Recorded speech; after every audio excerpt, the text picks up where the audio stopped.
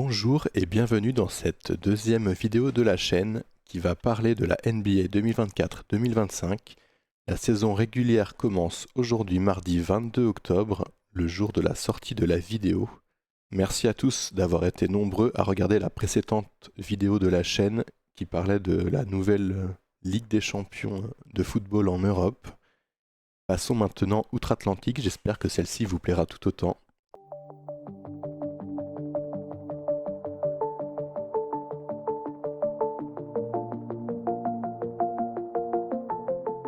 Nous allons donc dans cette vidéo aborder plusieurs sujets tels que la liste des franchises qui sont les différentes équipes qui participent à la NBA, la saison régulière et les playoffs, le palmarès et nous allons rapidement aborder la draft qui est une sorte de mercato des nouveaux joueurs dans lequel les moins bonnes équipes ont la priorité pour draft des nouveaux joueurs. Il y a un système de first pick avec un tirage au sort entre toutes les franchises qui n'ont pas participé aux playoffs la saison dernière pour obtenir ce premier choix. Leurs chances lors de ce tirage au sort évoluent en fonction de leur classement de la saison passée. Plus une équipe était mal classée, plus elle obtiendra de chances de tirer au sort ce premier choix. Une fois ce premier choix décidé, chaque équipe peut draft des joueurs dans l'ordre inverse du classement de la saison précédente. Il y a 2 tours lors de cette draft, chaque franchise peut donc choisir 2 joueurs. C'est un événement qui a lieu à l'intersaison.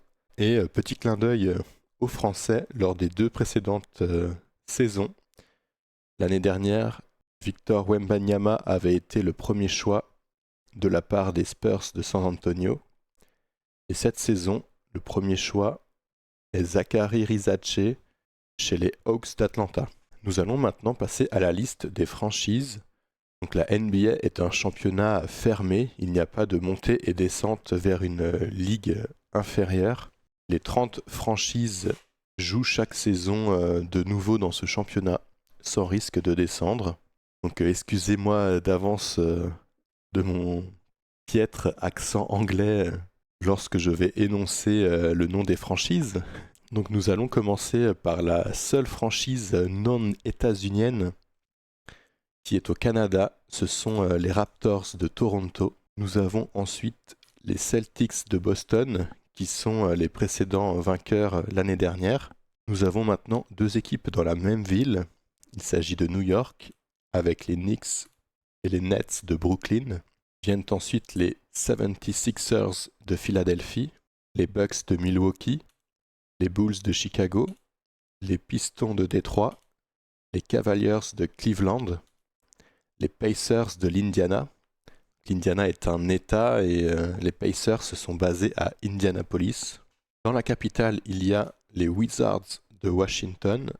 Nous avons ensuite les Hornets à Charlotte, les Hawks d'Atlanta, les Magic d'Orlando, les Heat de Miami. Ces 15 premières équipes forment la conférence Est, qui est répartie en 3 divisions. Donc l'Atlantique en vert, la centrale en bleu et la division du Sud-Est en violet. Nous verrons tout de suite après la liste des franchises l'importance de ces conférences et de ces divisions dans le déroulement de la compétition. Donc poursuivons avec les 15 autres équipes. Les Trail Blazers de Portland, les Timberwolves du Minnesota, basés à Minneapolis, les Jazz de l'Utah, qui sont eux dans la ville de Salt Lake City, les Nuggets de Denver, les Thunder d'Oklahoma City, les Kings de Sacramento, les Warriors de Golden State, qui sont dans la ville de San Francisco. Nous avons maintenant la deuxième ville qui possède 2 franchises en NBA. Il s'agit de Los Angeles avec les Clippers et les Lakers. Puis viennent ensuite les Suns de Phoenix, les Grizzlies de Memphis, les Mavericks de Dallas, les Spurs de San Antonio, les Rockets de Houston et pour finir, les Pelicans de la Nouvelle-Orléans. Nous avons maintenant les 30 franchises NBA. Les 15 dernières représentent la conférence Ouest avec les divisions Nord-Ouest en jaune, Pacifique en orange et la division du Sud-Ouest en rouge. D'un point de vue global, la conférence Est est beaucoup plus paquée à l'Est comparé à la conférence Ouest qui est présente un peu partout dans le reste des États-Unis, autant à l'Ouest qu'au Nord, qu'au centre et qu'au Sud du pays. En ce qui concerne la répartition des matchs, chaque équipe jouera 82 matchs par saison, 41 à domicile et 41 à l'extérieur. Jusque-là, tout va bien. Ensuite, chaque équipe jouera 4 matchs contre les équipes de sa division. C'est là que commence l'importance des divisions. Si on prend l'exemple des Utah Jazz par exemple, ils joueront 4 matchs contre les autres franchises avec la pastille jaune, donc pour un total de 16 matchs sur la saison. Chaque équipe jouera aussi 3 ou 4 matchs contre les autres équipes de sa conférence qui ne sont pas dans sa division. Si on reprend l'exemple des Utah Jazz, ils joueront 3 ou 4 matchs contre les équipes en orange et en rouge, pour un total de 36 matchs. Donc pour le coup, ce ne sont pas que des confrontations équitables avec des matchs aller-retour. Et pour finir, chaque équipe jouera aussi 2 matchs contre les équipes de l'autre conférence. Les 15 autres équipes, elles les rencontreront quand même sur un match à domicile puis à l'extérieur, donc pour un total de 30 matchs. Si on fait le petit calcul, 16 plus 36 plus 30 matchs, cela fait bien 82 matchs par équipe et par saison. Une fois tous ces matchs réalisés, le classement final est établi conférence par conférence, avec les équipes classées première à sixième qui sont directement qualifiées pour la phase de play-off. Les équipes de la 7e à la 10e position sont elles qualifiées pour les play-in, qui est un mini-tournoi pour rentrer dans les play-offs. Et les équipes 11e à 15e sont définitivement éliminées. Lors des play-in, les confrontations se jouent en un seul match. Le 7e reçoit le 8e. Le vainqueur se qualifie pour les play-offs en tant que seed 7, donc la 7e équipe du classement. Et le perdant, lui, jouera le match pour le seed 8. De l'autre côté, le 9e reçoit le 10e. Le vainqueur rejoint le perdant du précédent match pour le seed 8 et le perdant est définitivement éliminé. Un dernier match a lieu pour déterminer le seed 8 de la saison. Donc le vainqueur intègre directement les playoffs en tant que 8e équipe et le perdant est définitivement éliminé. Les playoffs, quant à eux, se jouent au meilleur des 7 matchs. Il faut donc remporter 4 victoires face à son adversaire pour passer au tour suivant. Lors de ce premier tour, le premier du classement rencontre le 8e qui a obtenu sa place lors des play-in. Le 4e rencontre le 5e, le 3e rencontre le 6e et le 2e rencontre le 7e qui s'est qualifié lors du premier match des play-in. Les vainqueurs de ces matchs s'affrontent en demi-finale de conférence, puis en finale de conférence. À noter que le premier et le 2e du classement de la saison régulière ne peuvent s'affronter qu'en finale de conférence s'ils remportent tous leurs matchs. Le vainqueur affrontera en grande finale NBA celui de la conférence opposée pour décrocher le titre de grand vainqueur NBA de la saison. La saison précédente, il s'agissait des Boston Celtics qui ont battu les Mavericks de Dallas sur le score de 4-1. Nous allons maintenant voir le palmarès depuis la saison 1946-47. Certaines franchises ont pu changer de nom, voire de ville, et c'est le cumul de tous ces titres que nous allons maintenant voir. Donc en première position, nous retrouvons les Boston Celtics avec 18 titres.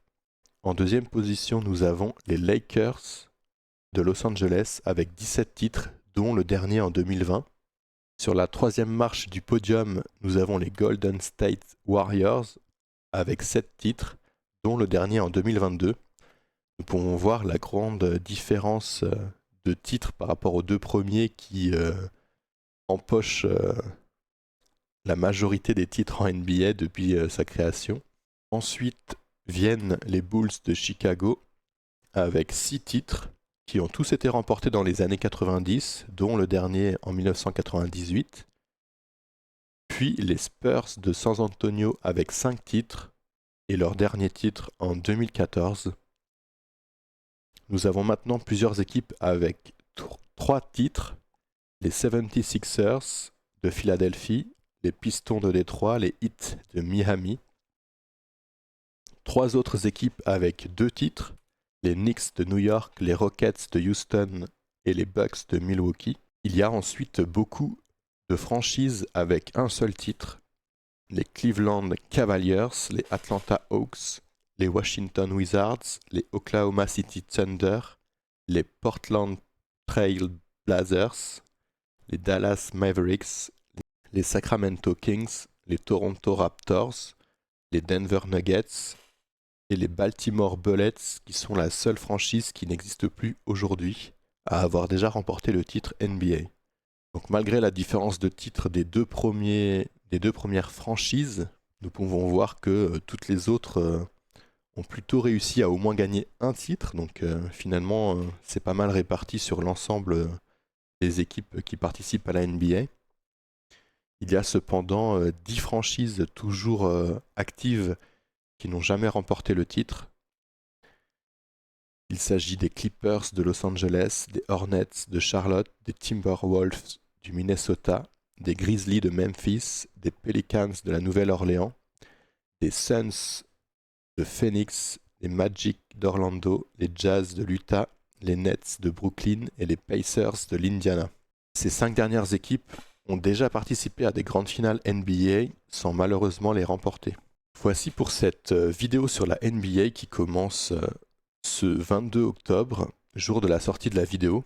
N'hésitez pas à me dire en commentaire ce que vous en avez pensé. Cela me permettra d'améliorer les futures vidéos. La prochaine vidéo sera sur le Vendée Globe 2024 qui commencera le 8 novembre prochain. Nous pourrons faire un petit tour du monde via les océans, ce sera sympathique. Et puis n'hésitez pas à me dire quelle compétition vous voulez que je vulgarise dans le futur. Merci à tous d'avoir regardé jusqu'au bout et à bientôt.